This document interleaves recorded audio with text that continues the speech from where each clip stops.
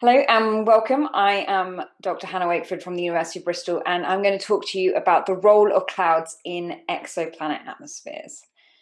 So first off, when I say clouds, what I actually mean is aerosols, and aerosols can be divided into two different categories.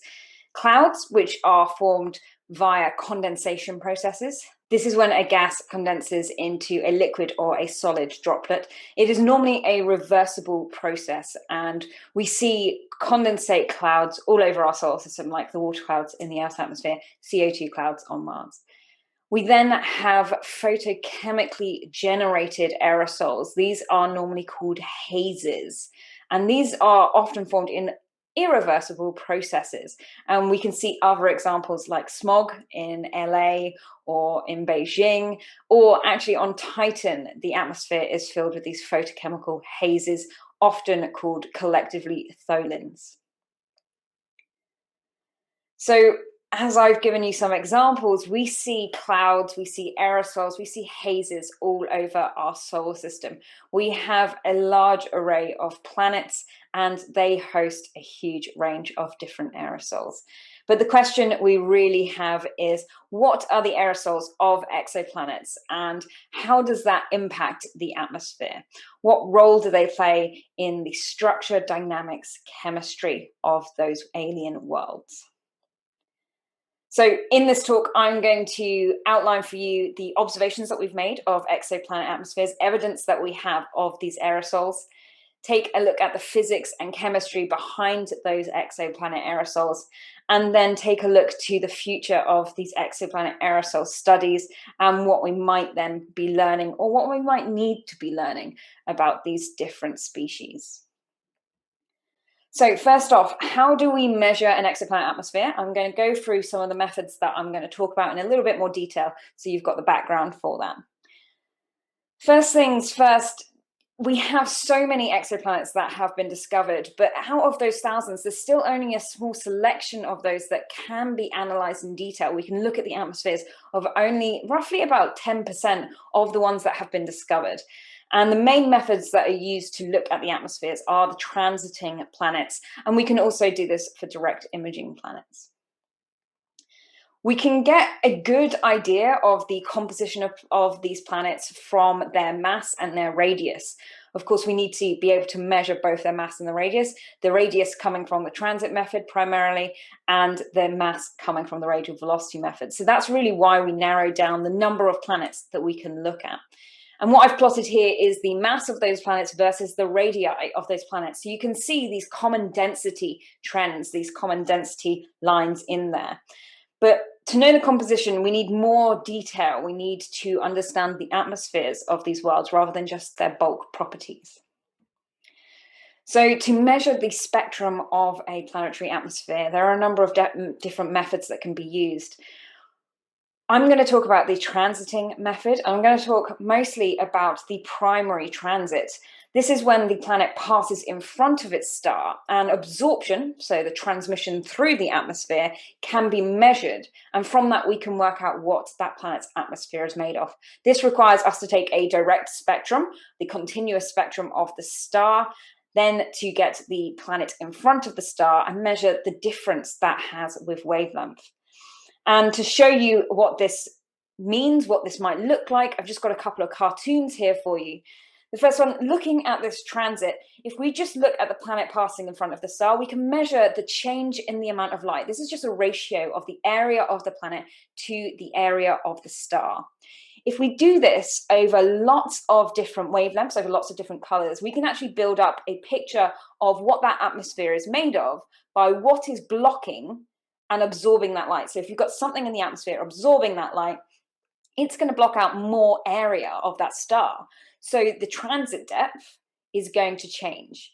And from those changes in the transit depth, we can determine what is in that planet's atmosphere. So in the case of this planet's atmosphere, we've discovered sodium.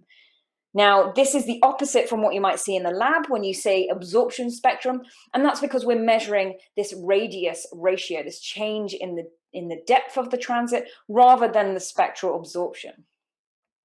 So you can see in this video here, it's showing you really what we're actually measuring is this physical change in the size of the planet that it appears, because the elements in the atmosphere, the molecules in the atmosphere, are blocking that light, making it appear bigger and smaller at different wavelengths.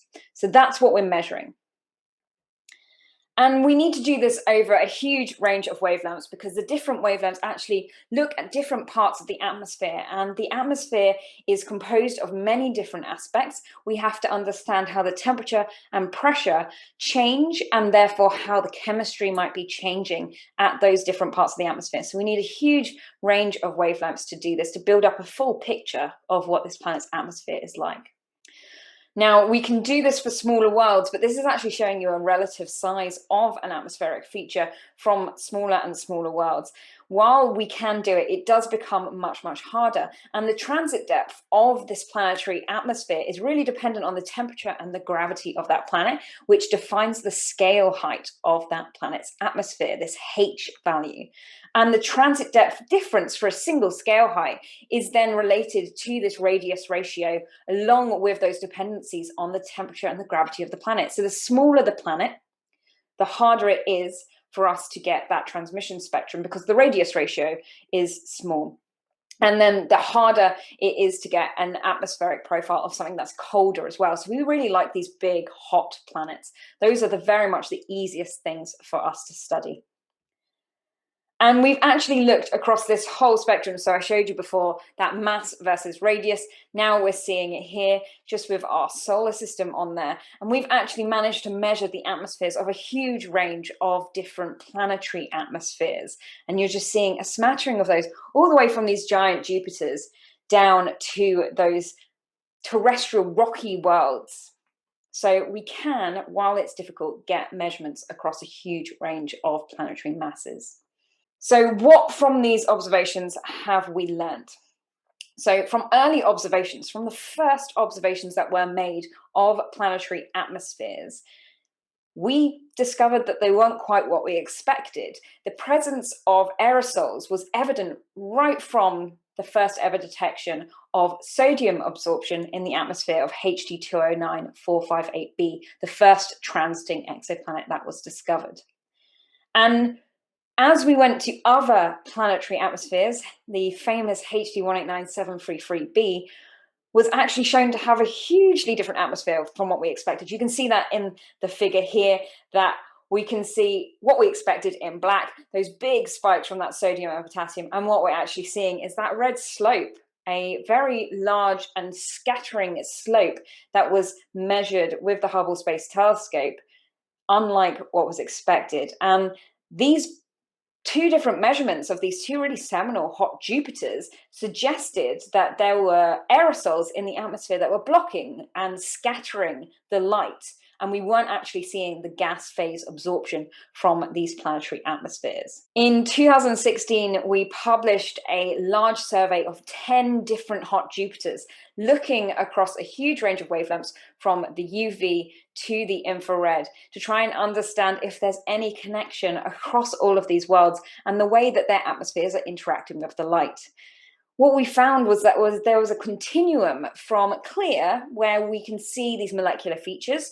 We can see up the top here water absorption in the atmosphere of WASP-17b and WASP-39b, all the way down to really flat, obscured features where we're not able to measure much at all, and down to these really scattering slopes for that HD 189. And we found that there was this real trend down towards these flat and then sloped spectra, which indicated that there were aerosols present in a number of different worlds out there. The primary measurements we used were with the Hubble Space Telescope, with the STIS instrument in the UV and the optical, and the wide field camera free instrument in the near infrared.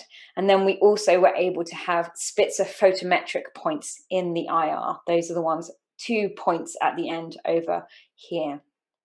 From this, we're seeing that there are essentially aerosols everywhere. If we start going down to smaller worlds, those were our Jupiter-sized worlds. We go down to smaller worlds, we go down to our Neptune-sized worlds. You can again see that we've got some really nice water absorption features. So this is HAPP 26b in the middle here. But even though we've got a nice water absorption feature, it's not what was expected. The expected is this very large one here, and we're seeing this muted feature instead compared to what was expected. And then we come all the way down to GJ1214, which had a completely flat transmission spectrum. So across all of the different wavelengths, it's completely flat. In fact, it is our most precise flat line. And this really suggests that the atmosphere is laden with these aerosols or something that is obscuring and blocking the light so that we can't measure the expected features from a hydrogen-helium dominated atmosphere. So what we decided to do was take a look at this water absorption across that near infrared. So across that range where we expect to see these really big bumps, these big spikes, and try and understand how these aerosols are affecting all of the planets that we've looked at. And by comparing the measurements of this water absorption feature to what was expected, we were able to work out that the majority of worlds are muted to about 33% of what was expected. So that means that we are actually seeing less of the water absorption than we expected because of these obscuring clouds, these obscuring aerosols in the atmospheres of these worlds. And this isn't bad news. Even though we find it much harder to measure this water, we're actually able to measure water vapor in the atmospheres of 80% of the worlds that we've looked at. So there is evidence of water vapor in 80% of these exoplanets. These muting of the features by these aerosols can really tell us something about the dynamics of the atmosphere. How are these aerosols there? What are they formed of? How are they being maintained at those altitudes? These are very high up in the atmosphere, so it tells us a little bit about the dynamics. But it has to be very clear that detection of this water doesn't mean that we can now constrain the amount of water. And we really want to understand the amount of these base elements in the atmosphere. We want to understand how much oxygen there is, how much carbon there is, what these planets might actually be like, how they might have formed. So while the clouds are obscuring these features, it makes it very difficult for us to be able to measure those elements. So we need to understand what these aerosols are made of and how they're interacting with the light in these different planets. So just to break down what I've just shown you in terms of the spectrum, what you're seeing here is what we expect to measure for a standard hot Jupiter. That's around 1,500 Kelvin. What we can see through our different measurements are just these two portions of the spectrum. So this is just our Hubble measurements, and we're able to measure that optical portion of the spectrum with that nice sodium, potassium, and in the near infrared with that nice set of water absorption features. And what we're seeing is that these features are actually muted, they're scaled down. They're either completely flat and uniformly blocked at all wavelengths, or we're seeing a strong wavelength dependence on those. And this is the scattering that you can see in that orange line.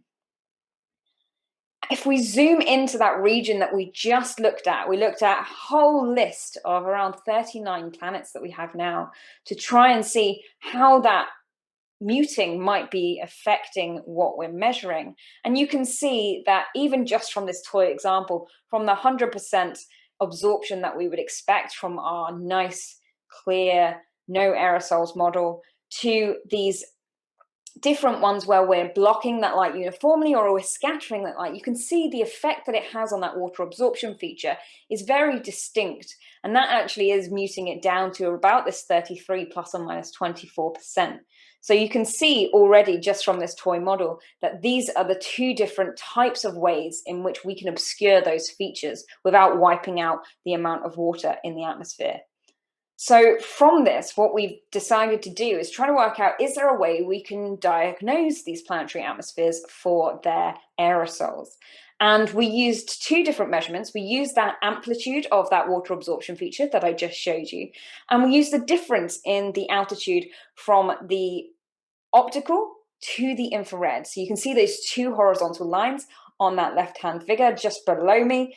So you can see the difference in altitude between those lines in terms of the planetary scale height. And we plotted those against each other. And we did that for a number of models as well. And you can see the model lines on there and then the data points. A huge number of these indicate that they are scattering due to aerosols in the atmosphere, or uniformly obscuring, again, due to these aerosols. So we can see that there are a huge number of aerosols that are likely to be affecting these, rather than the atmospheres being less abundant in these materials. So we're not saying there's not that much water there. The water's still there. It's just being blocked in our observations by these aerosols. So this is where the optical is super, super important. And you probably noticed it from those toy models. If we just take that infrared portion where we did our study looking at the muting of that water absorption feature, you can't really tell a huge amount about the atmosphere's chemistry, whether it's a uniform absorption or a scattering absorption. So you really need the optical, and from this we can really see that constraining power the optical has between that scattering and that uniform. It's a really big difference there, and the effect that has on the different things that we're looking for. So the temperature of the planet, the metallicity, so how many heavy elements are in the atmosphere, the carbon to oxygen ratio, the radius of the planet. It really, really helps us to understand even more of the physics by understanding the aerosols in these planetary atmospheres. So it's hugely important that we get lots and lots of data across all these different wavelengths so we can understand exactly what's going on at different wavelengths. And we don't think that if we measure this muted water, we could come to the conclusion that there's less water. It's just a dry planet. But that's not the case here. In this case, we're saying, okay, we're not seeing the water. It's still there. And that's because we've got evidence of these scattering aerosols. So I kind of outlined what observations are, what observations we've made, and how we've seen evidence of these aerosols across a huge range of different planetary atmospheres. But the question is, what are these aerosols made of, and what's causing the difference between these scattering and uniform profiles? So now we're going to examine the exoplanet aerosols and learn a little bit about the physics behind them. What we measured was that aerosols have a huge impact on our exoplanet spectra. They're muting and obscuring molecular and atomic absorption features in both the infrared and in the optical UV. The optical is a really important part to help us distinguish between the scattering and these uniform aerosols. And the physical drivers behind all of this is the temperature, the pressure, the chemistry, and the mixing of the atmosphere. So let's dive into those and have a look at how they might be affecting what these aerosols are. So the first thing to do is to look at our temperature and pressure profiles. What you're seeing here is two profiles of our giants in the solar system, Uranus and Jupiter. This is their temperature pressure profile. As you go up in altitude, so down in pressure in the atmosphere, you can see that we're getting cooler and then we start getting hotter again. We also have some hot Jupiters and giant exoplanets on here. We have HD 209458b, which I've shown you before. And we also have a directly imaged planet here, HR 8799b. And you can see their temperature pressure profiles getting cooler as we go up in the atmosphere. What you can also see is these dotted lines. And these dotted lines actually signify where a material, a different material, will condense out of the atmosphere. When you see this line crossing one of these dotted lines, this is where the saturation of the gas gets so high that that material then forms liquid or solid droplets in the atmosphere. It forms a cloud. So these are our clouds. These are our condensation lines for different materials. And the materials we're looking at here are sometimes quite exotic. For our solar system, we see things that we all recognize: methane clouds, ammonia clouds, water clouds, like we do in the Earth's atmosphere. But as we go to these hotter and hotter temperatures, these lines become a little bit more extreme environments. These temperatures that you can see along here, from 1000 to over 2000 degrees. And here we have things like sodium sulfide. We have magnesium silicates, enstatite, and forsterite. These are rocks here on Earth. These make up the beaches that we see. This is sand. But in the atmospheres of these worlds, forming these clouds. And we have liquid iron droplets forming these clouds. These planets are so hot, their atmospheres are so hot, they have molten iron in their atmospheres. And we also have aluminium oxides like corundum, which is the basis of rubies and sapphires here on Earth, that are forming clouds in these planetary atmospheres. So they're very, very different environments to what we're used to seeing in our solar system. But clouds and dust aren't new. This isn't a new phenomenon. We haven't just discovered that these rocks can be forming these types of aerosols. We can see them in all different kinds of astrophysical contexts. We see them in the interstellar medium. We see them in nebulae and different gas clouds. Molecular clouds have a huge amount of these dust particles. We've seen them in protoplanetary disks orbiting around other stars. We can see their existence around other stars ready to be turned into planets. And we see them in the atmospheres of brown dwarfs and even some stars. So some of the coolest stars can possibly have clouds made of some of these materials. So this isn't something that is necessarily unexpected. And aerosols really do exist from these stars all the way down to the planets. What you're seeing here is the tail end of the HR diagram. So this is the tail end of the M dwarfs in the HR diagram. And this is where we start to form these mineral clouds. You can see them up here. These are our ions and our corundums, our aluminium oxides, our magnesium silicates. In exoplanets, we often are looking at the uppermost cloud deck in these planetary atmospheres. So if these are the ones that we're seeing, we're going to be measuring those kinds of clouds. As that temperature is dropping, as we're going to lower and lower temperatures, the hotter clouds don't disappear. They're just pushed deeper and deeper in the atmosphere where that temperature is higher. You saw that in our TP profiles, those condensation curves, they just cross deeper in the atmosphere. And then as we move down, we're going into this formation of the alkali clouds. We're seeing things like KCl forming. Salts are different things forming in the atmosphere. And then photochemistry and water clouds become really the dominant process that take over to form the aerosols in these atmospheres. So temperature is hugely important in what kind of cloud you're going to be forming. And we can see that here in a different way. As you change the temperature, you're changing not only what kinds of clouds you're expecting, but where in the atmosphere they are. So first we start in the hottest temperatures, as you can see here. From those hottest temperatures, we then go down and we're starting to form these cooler things higher up in the atmosphere. So the observed aerosol composition of these giant exoplanets is dominated by these silicate clouds. And then we expect that at cooler temperatures, these will then be dominated by the hazes forming higher up in the atmosphere. So the big question is, how big can these clouds get? How much of these aerosols can there be to make our observations so tricky?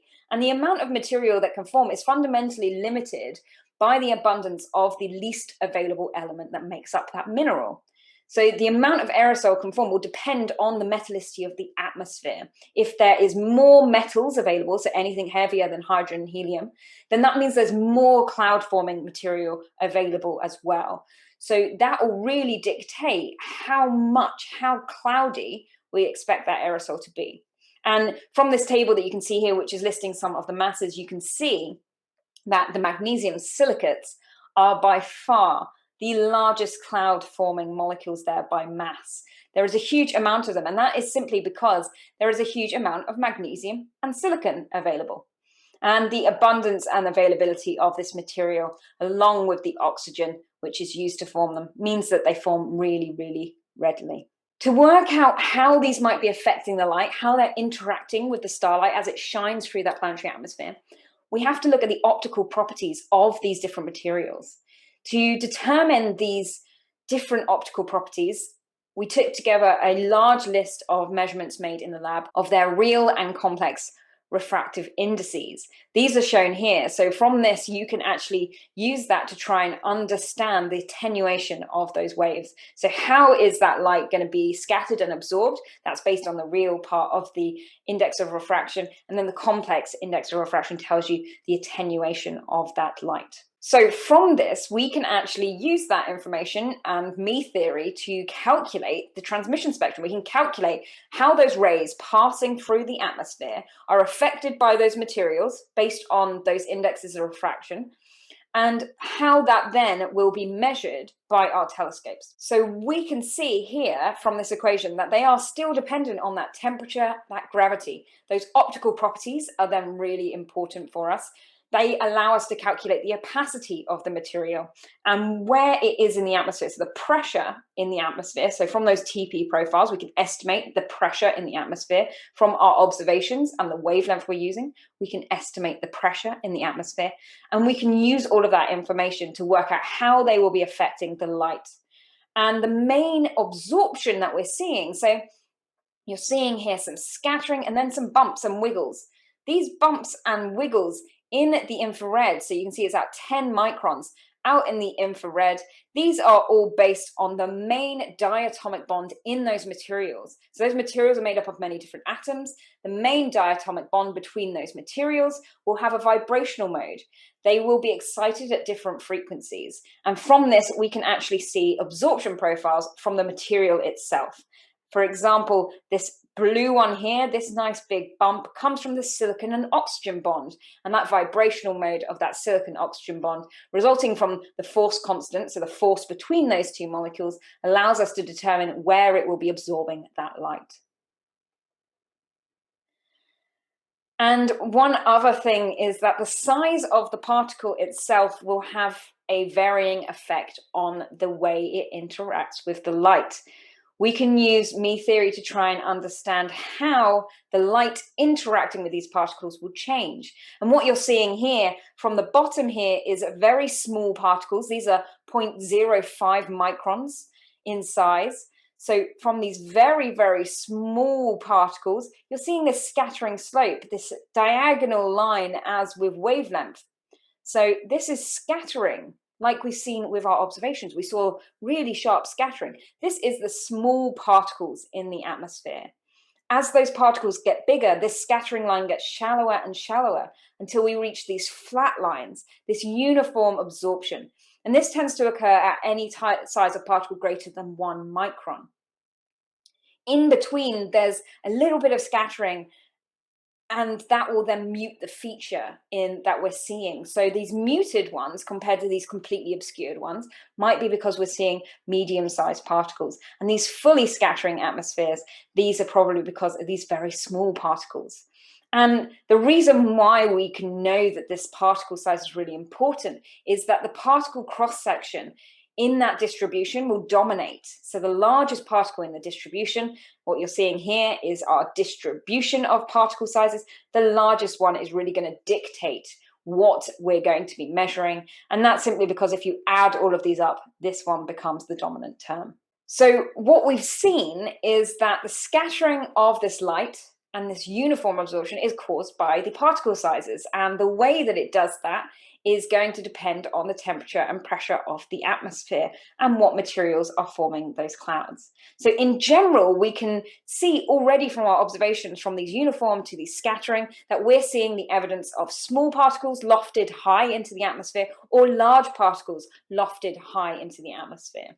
And this has a pure physics reason behind it. As we go through the particle radius compared to the wavelength of light that we're looking at, we go from the Rayleigh regime, the scattering regime, to the Mie regime, all the way out to pure geometric optics. So what we're seeing here is tiny particles beautifully Rayleigh scattering in the atmosphere. They're predominantly scattering away that blue. And then we enter the Mie regime in our medium-sized particle range until we get to geometric optics, where the light is just going all over the place. We're not seeing anything. So we can really use the pure physics of these molecules to understand these planetary atmospheres. And we can take this back to what we measured with our water absorption.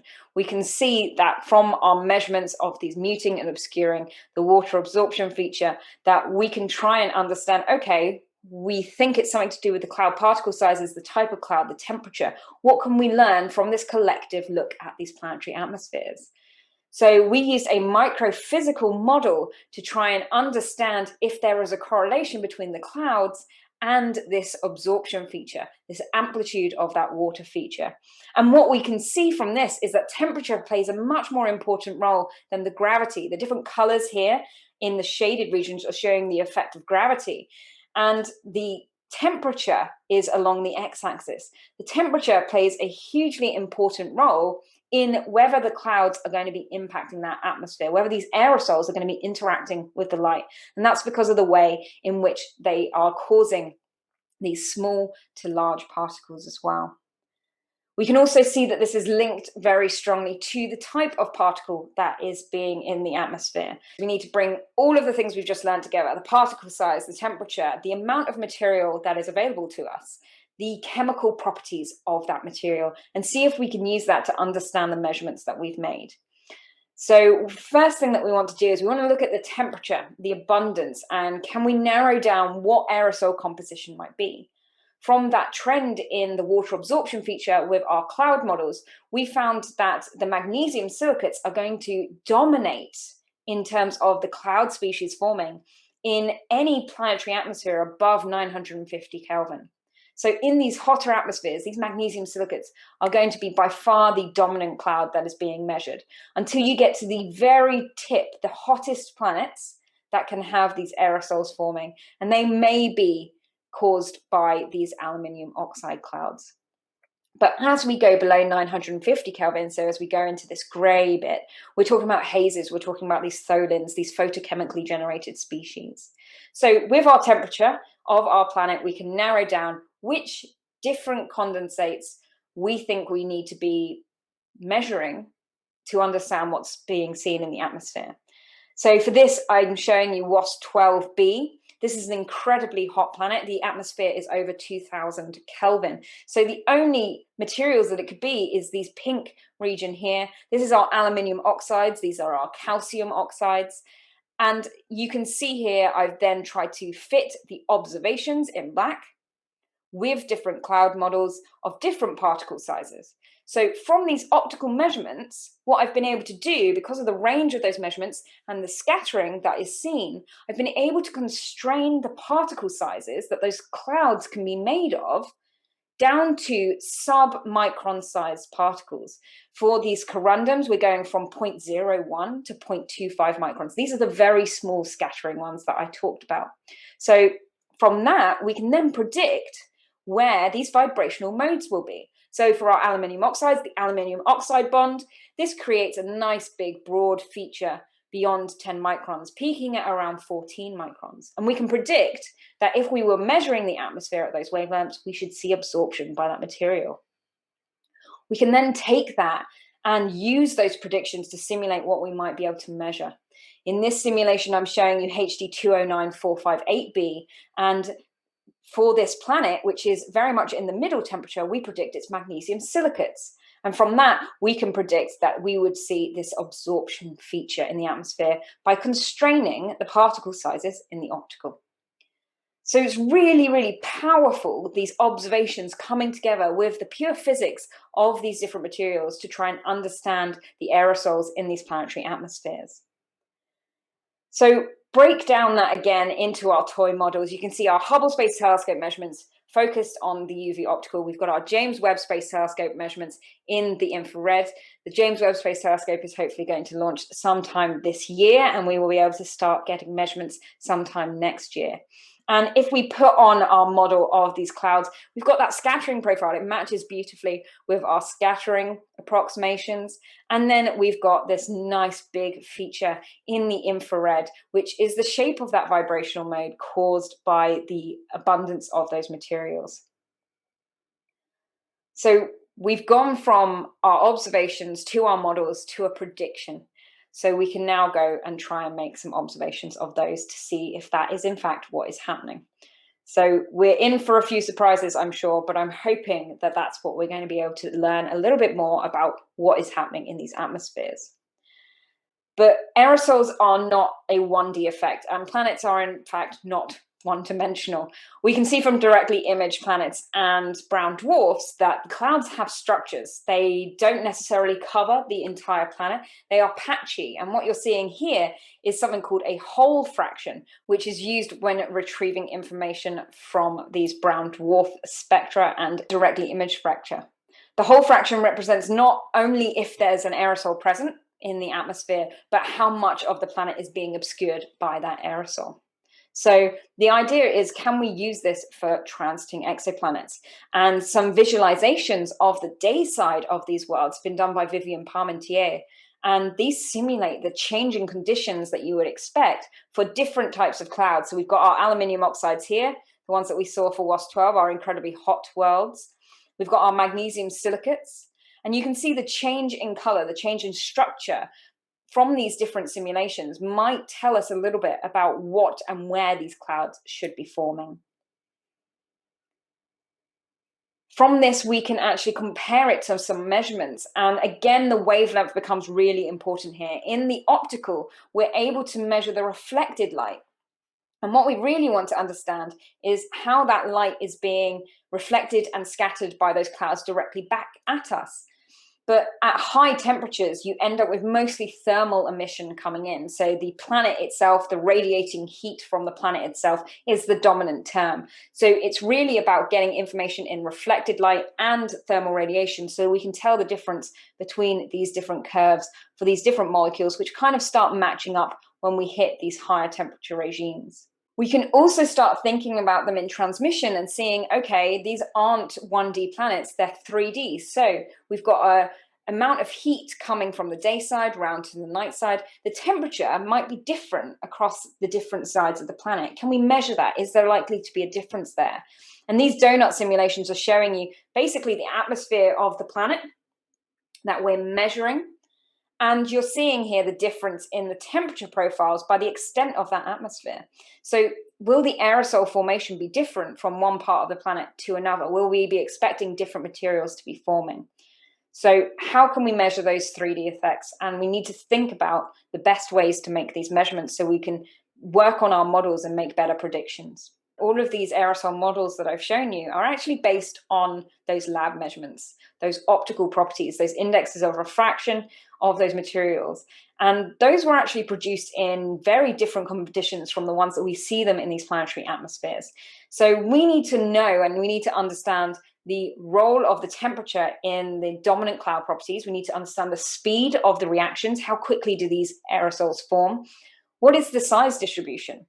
We assume many different types of size distributions, and we know that the dominant term will be the largest particle size, but how dominant is that term?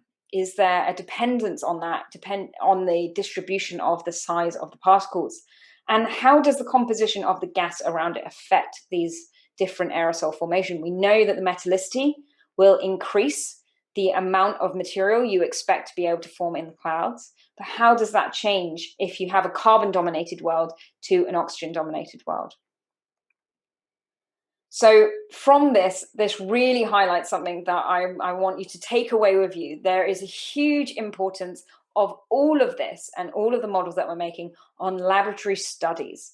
We need real lab studies forming these aerosols, understanding what different aerosols are being formed at different temperatures, under different conditions, under different combinations of gases. What are the dominant roles? What are the fastest reactions? And what you're seeing here is a color of aerosols that were produced during a range of different lab experiments at different metallicities and temperatures from the Hearst lab at Johns Hopkins University. And from these, you can see, compared to Titan-esque materials, that we've got fairly similar colors forming in very, very different environments. Titan is at 90 Kelvin, while these are at 400 Kelvin and much, much higher metallicity. So we're seeing similar things forming. We're also seeing that these small particle sizes that we seem to have measured in these planetary atmospheres based on our toy models, those small particles are being formed in the lab. So those are actually realistic measurements of those cloud particle sizes and realistic understanding of the physics of those different materials in the atmosphere. So from this, it has really helped us understand whether the models that we've got are in the right area, whether we're focusing on the correct things like the temperature dependence, the size of the particles that are being formed, how they're interacting with the light. So we really, really need to be able to understand more. And we've been using these lab data to actually generate new spectra for even the smallest planets. These are some spectra that were generated for the TRAPPIST-1 planets. These are small terrestrial rocky worlds, about the same size and mass of the Earth.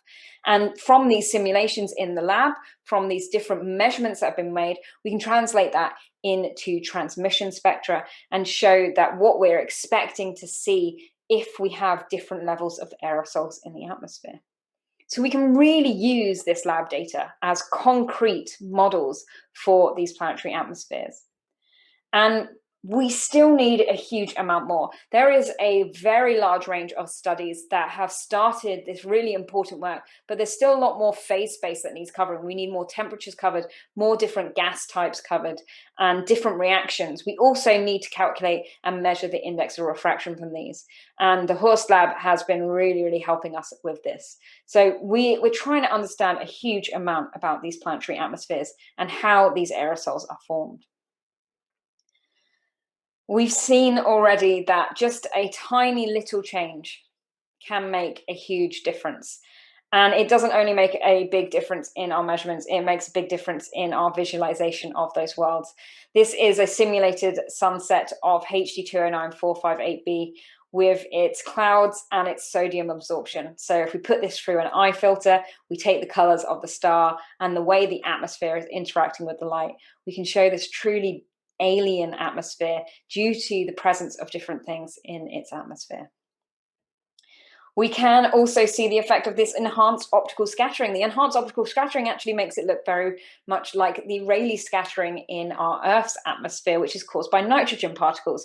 But this instead, in this planetary atmosphere of HD 189733b, is caused by the scattering of magnesium silicate particles, ensitite. There is quite literally liquid glass clouds in the atmosphere of this planet, which are causing this beautiful Earth-like sunset for that Rayleigh scattering. So we're in that Rayleigh regime of our particle and wavelength of the scattering of light. We can then go down to our beautiful world that I showed you right at the end, WASP 12b, and we see this very film noir grey sunset. This is because of that scattering of the light of those aluminium oxide clouds, and they're scattering light of all different colors, and you can see the effect that has on the entire wavelength range. So this is our rubies and our sapphires that are really kind of affecting the way that the light is filtered through this atmosphere, because these again are very, very small scattering particles. And we have a huge amount of information to work on. We've learned about all of the water absorption in these planetary atmospheres. We've learned about the scattering of some of these planets based on very, very small particles high up in the atmospheres, uniform profiles across the opticals, suggesting there are large particles that are still being held up very high in the atmosphere at low pressures. How are they being kept there? This will tell us a little bit about the uplift, the upwelling in the atmosphere, and the dynamics of the winds. So just to finish off, I've taken you kind of on a whirlwind tour of a huge amount of physics and observations that we have of these amazing aerosols. And exoplanet aerosols are incredibly diverse, but the most common type of aerosols that we should expect to form are the clouds, these condensates of magnesium silicates, which occur above 950 Kelvin, and the hazes, these soots, and these hydrocarbons, which occur below 950 Kelvin. Aerosols are the window into the dynamics and the chemistry of the planetary atmosphere. They're hugely dependent on the temperature. We can use the optical measurements that we're making to work out the sizes of these particles and therefore the amount of dynamics, the amount of vertical upwelling that is required to maintain them at those altitudes. We can use the composition to work out how much oxygen, how much carbon, how much other material is having to be sequestered away from the gas to form these different materials. But as always, we need more information. There is still a huge amount of phase space that we don't understand, and we need laboratory studies to look at the formation rates, the chemical reactions of these different aerosol forming materials, to understand the properties of these exoplanet aerosols in the environments that we're seeing them in. So I hope you enjoyed that. That is the role of clouds in exoplanet atmospheres, from our observations to our theory and to a future. I welcome all of your questions.